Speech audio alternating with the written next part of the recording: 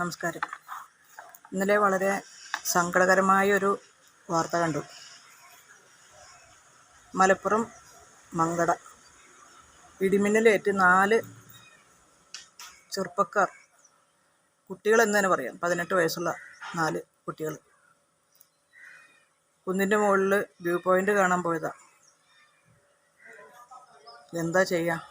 മരണം എവിടെയൊക്കെ ഏത് വഴിക്കൊക്കെ വരണമെന്ന് പറയാൻ പറ്റുമോ? അല്ലാതെ കുറ്റപ്പെടുത്താൻ പറ്റുമോ? ഇടിമിന്നൽ വരും, അതിൽ അവരുടെ ജീവിതം പോവും, ജീവൻ തീരും എന്ന് പ്രതീക്ഷിച്ചിട്ടൊന്നുമല്ലല്ലോ പോകുന്നത്. എവിടെ ഇരുന്നാലും, വീടിനകത്തിരുന്നാലും ഇടിവെട്ടേറ്റ് മരിക്കുന്നവർ മരിക്കും. ഞാൻ പിന്നെ ചില കാര്യങ്ങളിൽ കുറച്ച് അന്ധവിശ്വാസമൊക്കെ കൊണ്ടു നടക്കുന്ന ആളാണ്. അതായത് ഇടിമിന്നൽ വരുമ്പോൾ, ഭയങ്കര ശക്തമായിട്ട് ഇടിമിന്നലുള്ളപ്പോൾ അർജുന 10 ചൊല്ലുമ്പോൾ അതിന് ശക്തി കുറയുന്ന എൻ്റെ കൂട്ടുകാരി ഒരു 35 വർഷം മുമ്പ് പറഞ്ഞിട്ട്, 37 വർഷം മുമ്പ് പറഞ്ഞിട്ട് അന്ന് മുതലേ അർജുന 10, അതായത് ആ 10 പേരാ ചൊല്ലാറ്. ഇപ്പോൾ യൂട്യൂബിൽ നിന്ന് അതിൻ്റെ പൂർണ്ണമായൊരു രീതി കിട്ടി. അർജുനൻ, ഫൽഗുനൻ, പാർത്ഥൻ, വിജയനും വിശ്രുതമായ പേർ, പിന്നെ കിരീടിയും, ശ്വേതാശ്വനെന്നും, ധനഞ്ജയൻ, ജിഷ്ണുവും, ഭീതിഹരൻ, സവ്യസാചി, ബീഭത്സുവും, 10 നാമങ്ങളും ഭക്ത്യാ ജപിക്കിലോ നിത്യഭയങ്ങൾ അകന്നുപോം നിർണയം, സത്യം രാമനാരായണ. ഇത് രാവിലെ കുളി കഴിഞ്ഞിട്ട് 9 തവണ ചൊല്ലാൻ.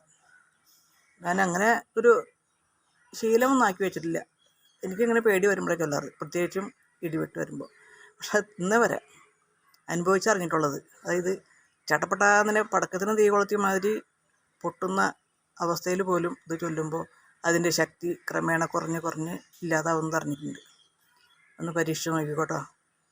ഇതിൽ ശ്വേതാശ്വൻ എന്നുള്ളത് ശ്വേതവാഹനൻ എന്നും പറയും.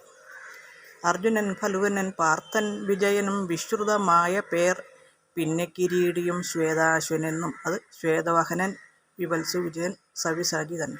ഞാൻ ആ ചൊല്ലുന്ന ഓർഡർ തെറ്റിച്ച് കഴിഞ്ഞാൽ എനിക്ക് ശരിയാവില്ല കേട്ടോ.